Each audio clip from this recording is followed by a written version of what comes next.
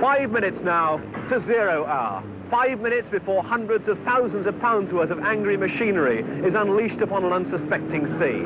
5 minutes before the start of the biggest and toughest powerboat race in the world. The powerboat race, the Embassy Daily Express International Offshore Race from Cowes to Torquay and back. Nearly 50 boats beating on a 255-mile course in search of some £10,000 of the prize money, some 30-odd trophies, but most of all, in search of glory. It's really a very dramatic moment, but it gives no hint of the sheer backbreak, heartbreak, and damn hard work that goes into preparing these boats for this great race. Because just 24 hours ago, a very different kind of battle was taking place. A battle to get these monster machines ready in time. A powerboat is like a beautiful woman. It needs constant attention and it costs money. Powerboats can use up engines at the rate of one every 12 hours, and every engine costs several £1,000s. Hot Omelette, one of the favourites, lost 2 engines in a race a few days before this one. Chief Mechanic Ralph Seavey has just one responsibility: to make sure this boat is ready in time. Well, we more or less took in a little bit of water and the boat was submerged. In other words, we sank. We hit something going through Loo Channel. So it's now a matter of hours before the scrutineering for this Daily Express race, and you've got to fit 2 new engines on this boat. What kind of a problem is that going to be for you? Well, it's a lot of hard work. It's a complete team effort by everyone involved. These engines come from where? These engines, we took them out after the boat was submerged, shipped them straight away down to Westlakes in Rye, and they were torn down and rebuilt, and they're back. They arrived last night, and we have 1 engine in the boat already. So we're more or less downhill now. We'll burn some midnight oil tonight. Powerboating is so expensive, the people in the sport don't really like talking about it. But if you've got a few bob to spare and you want a boat, the man to see is top designer Don Shedd. What would it cost me to buy a boat like this?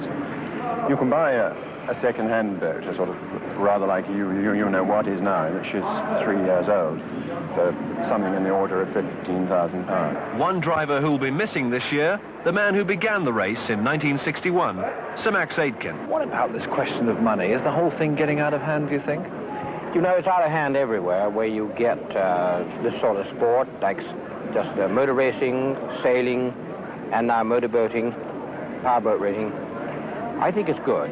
I don't think money really matters very much. If you've got enough money, we'll spend it. But if you can get big firms to sponsor you, well, good luck to you, that's all. Yeah. But the amount spent, you know, in the Admiral's Cup this year, that's far exceeding anything here. Yeah. Far exceeding. It is costing you around £35,000 to £40,000. How much do you hope to win back in prize money each year? Not much. Not much. Maybe cups and trophies and little money. And what about in this race? Do you have any mechanical problems, or is everything okay? At the moment, everything is okay. They just arrived the 2 new engines, and my mechanics there is found on the boat. And I hope the boat will be ready maybe tonight. But to be a real personality in powerboating, you've got to have more than just money. You've got to have style. Tommy Sopwith has plenty of both. He's also a good powerboat driver. He's won this Cowes Torquay race on 3 different occasions. Sopwith is a trendsetter, and now he's into something new: boats powered by gas turbine engines. There are 3 of them in this race, and he's driving one of them. Champagne is the tipple at the launching on the Hamble of another gas turbine boat. 2 men who, with a little bit of help from their friends, have put in some 5,000 hours and all of their spare cash into building a powerboat. Today, Passing Cloud is launched, and for John Frost and Gordon Proctor, a dream has come true. Spent a lot of time there, haven't you both, on the construction of this boat, etc. What kind of time would you estimate? Well, I think without boasting, and I'd hate to boast, that we've probably had between 3 and 4 hours sleep for the last 5 weeks. Yeah. And before that, from January, we've worked most nights till 1 o'clock. What about money? What's the boat cost you? Well, I think we'd be too frightened to add that all up, really. I name this ship Passing Cloud, and may God bless her and all who raced in her. But the day turned sour for Frost and Proctor. Passing clouds sprang a leak, and then there were mechanical problems, and the boat never actually took part in the Cowes Torquay race. Nonetheless, there seems little doubt this will be a boat to watch out for in the future. Meanwhile, Sir Max Aitken, and a few thoughts on the outcome of the race. Who's going to win then? I think Don Sheard. I think Don Sheard and Harry Hyams and Ronnie Hoare, I think they've got the best chance. You know what's had a very good season for us? We've, at the beginning of the year in Marbella, we had some bad luck, and during the previous year, we had an atrocious time. But this year, we've got brand new engines, and the whole boat seems to be hanging together very well. But this race is not just about speed and power. There are classes for cruisers, and even a concours d'elegance. And here one must admire Pipiri 2, a twin diesel-engine 32-foot cruiser designed by Frank Verrill from Bursledon. We built into this vessel a generator which provides electricity at 240 volts. Therefore, you can use the hairdryer when you get your hair wet. You have the ordinary domestic electric kettle, the pop-up electric toaster, the electric oven and grills, and immersion heater, hot water supplying 2 showers, the electric loo, and all these have a great advantage to making one comfortable at home, especially in the central heating. If you want to cruise in the winter, you have electric heating, which again in the summer can be applied as cold air blown at the feet. And up to now we find that everyone thinks that this is home comforts at sea. The big question is, of course, what are you doing in the powerboat race? What are you out to win? Well, again, in the powerboat race, now that we've produced all this to attract the ladies to sea, we've really got to attract the men. So what we have done, we've introduced a high-power, good sea-going boat. Not surprisingly, Frank Verrill's Pipiri 2 won the coveted concours d'elegance.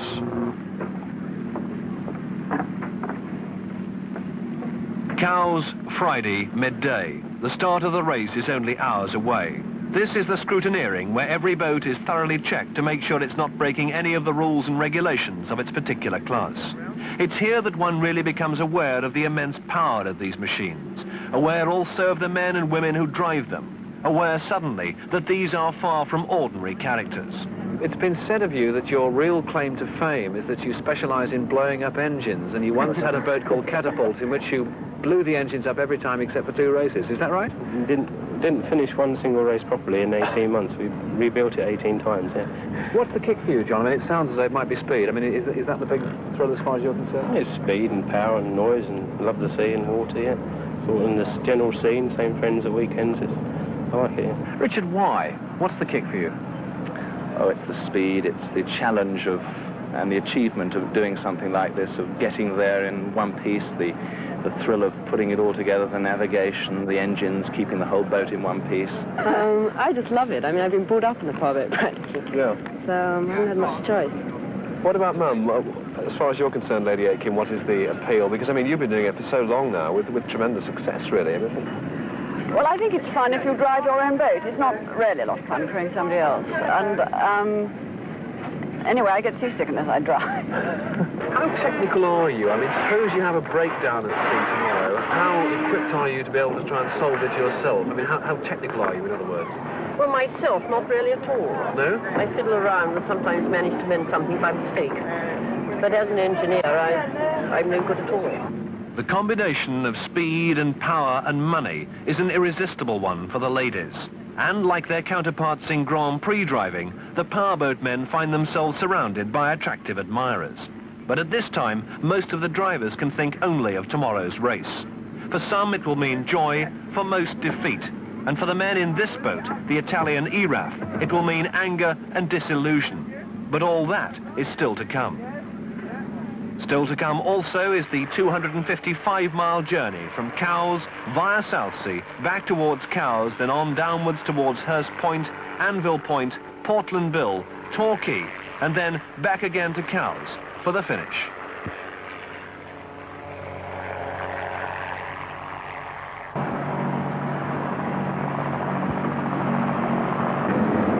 only a matter of seconds now before the start of this great race, and what an impressive rolling start it's going to be. 45 boats have made it to the start of this race, and what a really dramatic scene all round us. A great armada of boats here come to see the start of this race. Helicopters in the sky, wind 3 to 4, light breeze, and that really is the perfect compromise between the dead flat calm the small boats wanted and the rough seas the big boats wanted. They're hitting that start line now. And away they go now at the start of this 1973 International Offshore Powerboat Race. And what a race we've got in prospect.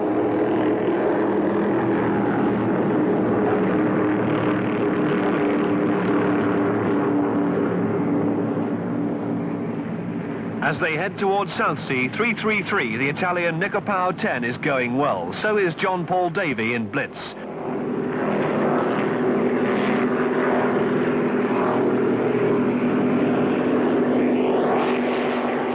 And right there among the leaders, 717 You Know What, driven by its designer Don Shedd, and with him the boat's owners Harry Hyams and Ronnie Hoare.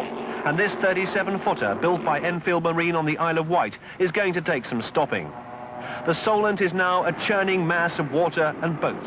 It's at this stage of the race that accidents are most likely to happen. But it's not only in the sea that things are busy. The sky is full of helicopters and planes. Balestrieri in Black Tornado is out already with a broken crankshaft. And then the leader, another Italian boat, Iraf, is heading for trouble. The navigator is Englishman Derek Lloyd. We took all the boys all the way around. We were just coming back past the fort on the way to the Mother Bank Buoy. We were going to turn round there, but there was the ferry coming out, and we went round behind the ferry, and then there was this horrible grinding noise, and we stopped immediately. What's the problem?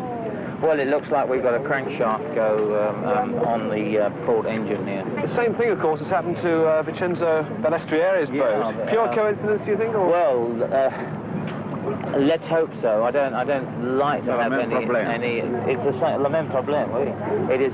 I don't want to think there's any nasties going along, but we're getting towards the end of the season. The World Championship between Balestrieri and Bonomi, there are only 2 or 3 points in it. And tempers are very, very uptight, and being Italian, of course, you know. Are you saying that it's possible that boats do get interfered with then at this stage of the season?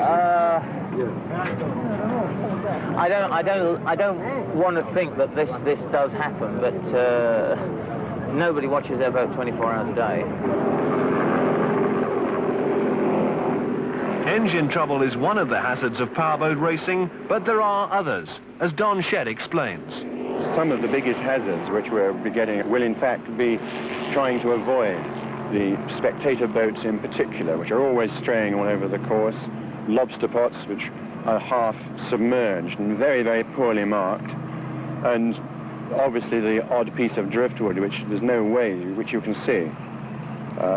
On top of that, there's a colossal amount of polythene bags, bits of rope. All these are the things which we really have no control over.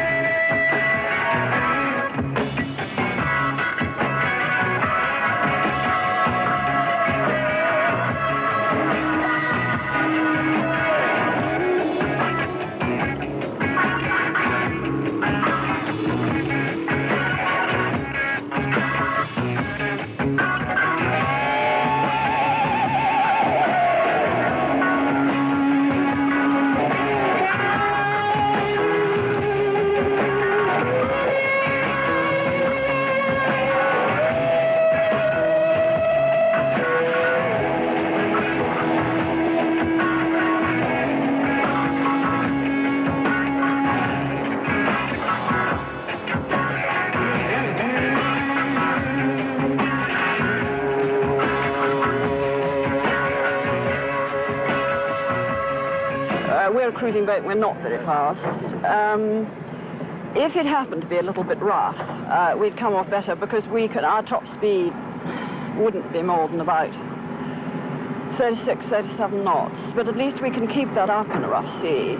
We just go ploughing straight on. It's slow, but if it was rough, it might stop some of the fast boats, whereas it wouldn't stop us. I am permanently afraid, much more afraid of running into somebody else or doing some damage or doing something I shouldn't than of the actual boat and start and race and everything. It's absolutely essential not to have an accident of any sort if one can avoid it.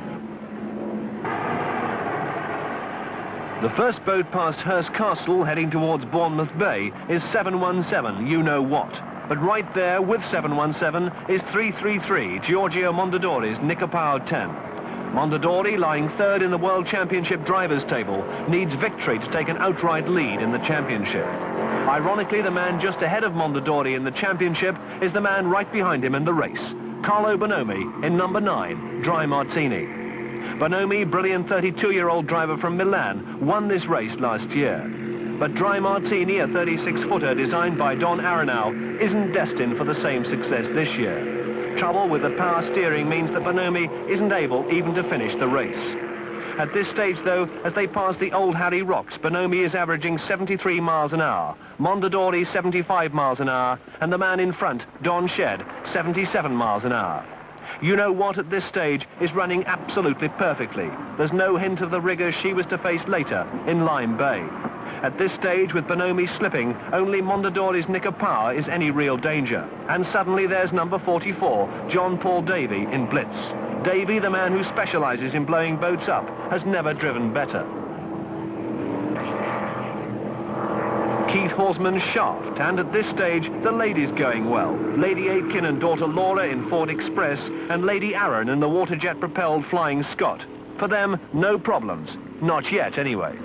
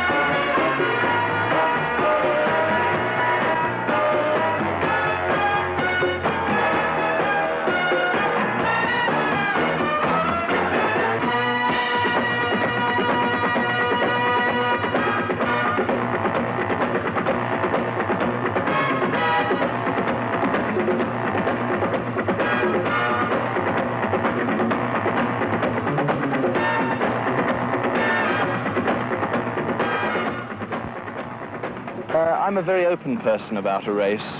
My tactics are to win. You make sure that your boat is ready, you make sure that you've got all the right equipment on board, you make sure that you've got your courses well set, you make sure that you know where you're going and at what time, and just generally be very thorough about everything that you do. A race of this size, it doesn't involve tactics. The Class 1 boys doing 80 miles an hour might work out whether it's better to go a half a mile further inshore or half a mile further out of the shore.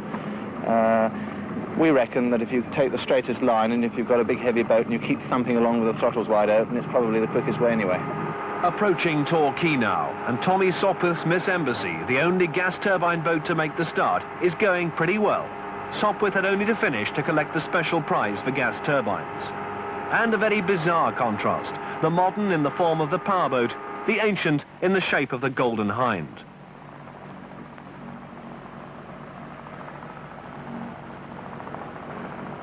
Torquay used to be the end of the race. Now it's just the halfway stage. And at this halfway point, it's still 717, you know what, the clear leader. And Don Shed still managing to keep his average speed in the high 70s. Mondadori's Nico Powell still second. John Paul Davies' Blitz now in trouble. Mike Bellamy's HTS, Richard Benge's Telstar, and Richard Lawson's Passport Scotch Whisky. These are the new contenders. Meanwhile, problems for number 500, James Tange's Ultimatum, but he restarted and finished 6th. But the end of the race for Lady Aitken and Ford Express, and Lady Arran retired at Weymouth.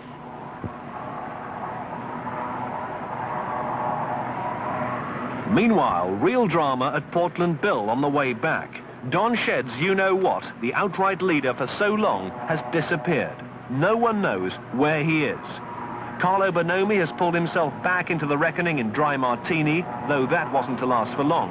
And it now seems as if Giorgio Mondadori in Nico Powell is going to win the race.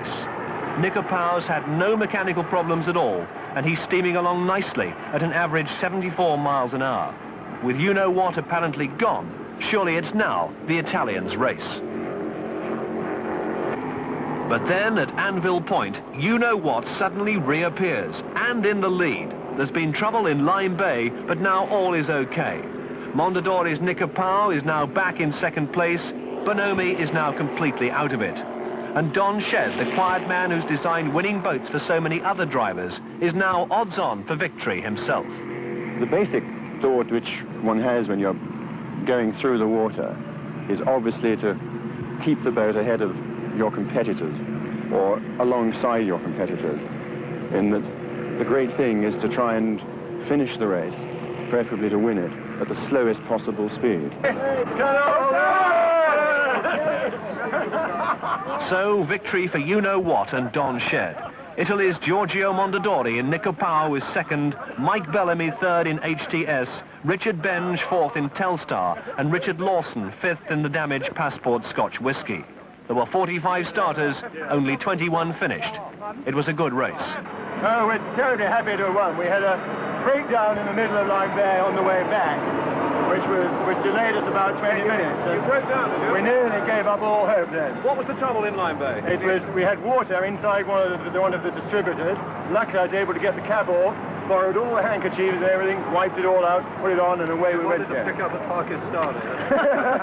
But a very nasty moment, obviously. Very nasty moment indeed. Particularly when we saw the others go by.